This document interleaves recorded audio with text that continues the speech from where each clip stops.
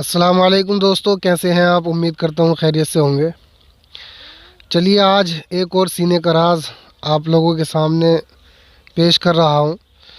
दोस्तों, मेरे अंदर आदत है कि कोई भी नुस्खा अगर मुझे नया मिल जाए तो जब तक मैं उसको बता नहीं देता तब तक मुझे खुद सुकून नहीं मिलता है।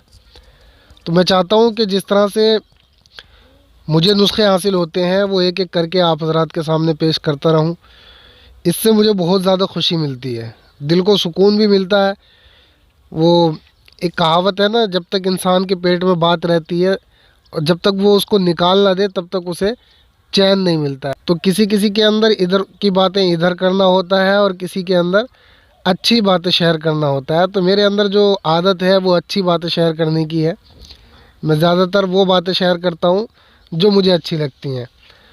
तो एक नुस्खा आज मैं आपको जो बताने वाला हूँ ये माजून है और इसका नाम है माजून कोंच। कोंच के बीज आप सब जानते होंगे, मर्दाना ताकत के लिए कितने अहम है। और किसी की अगर ताकत बिल्कुल ज़ाय हो चुकी है, मर्दाना ताकत अगर बिल्कुल ख़त्म हो चुकी है तो उसके लिए कोंच का इस्तेमाल बहुत ज़रूरी होता है। तो आज का जो नुस्खा है ये माजून कोंच के नाम से है। तो सबसे पहले आप नुस्खा सुन लें कि नुस्खा कैसे बनाना है।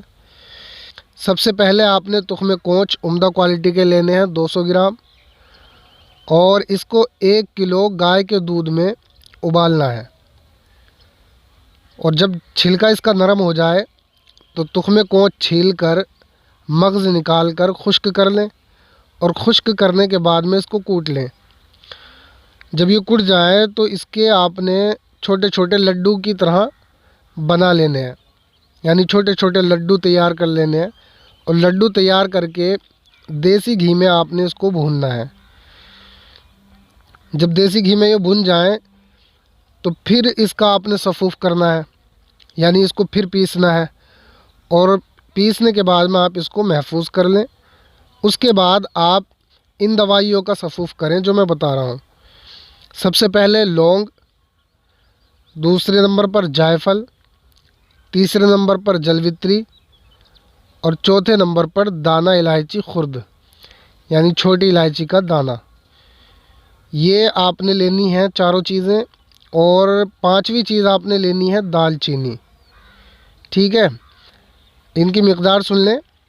ये आपने आधा आधा तोला लेनी है, यानी अगर आप 200 ग्राम कोंच के बीज का माजून बना रहे हैं तो इसमें आपने ये सारी चीज़ें, 5 चीज़ें जो मैंने बताई हैं, लौंग, जायफल, जलवित्री, दाना इलायची खुर्द और दालचीनी, ये आपने आधा आधा तोला लेनी है।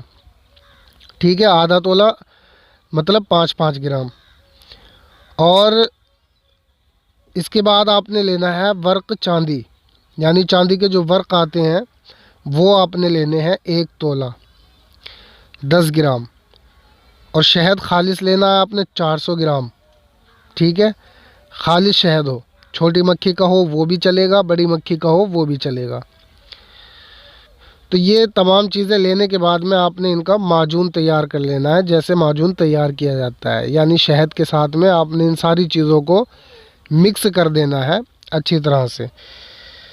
अब इसका इस्तेमाल करने का तरीका सुन लें। इसका तरीका ये है, ये 6 माशा आपने सुबह और 6 माशा आपने शाम, दोनों टाइम खाली पेट दूध के साथ में इस्तेमाल करना है।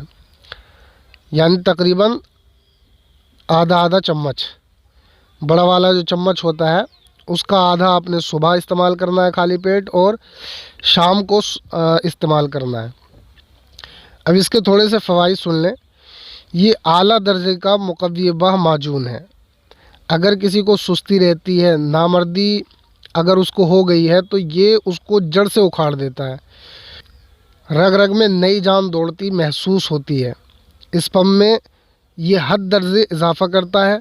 अगर कोई इसको 3 हफ़्ते लगातार इस्तेमाल कर ले तो उसके ऊपर जो शर्मिंदगी का दाग है ना, वो इंशाल्लाह इससे दूर हो जाएगा और इंतशार कामिल उसको आने लगेगा।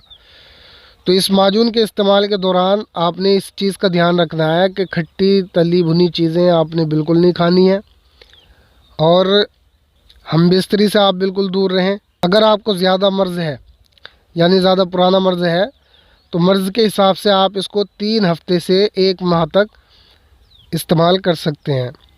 अगर शुगर के मरीज़ इसको इस्तेमाल करना चाहते हैं तो वो इसका माजून तैयार ना करें, बल्कि ऐसे ही सफ़ूफ़ करके इसको खा लें।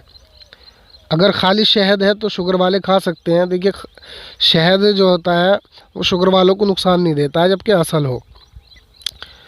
तो बेहतर यही रहेगा कि आप शहद ना मिलाएं, बिना शहद के आप इसको सफ़ूफ़ करके खा लें।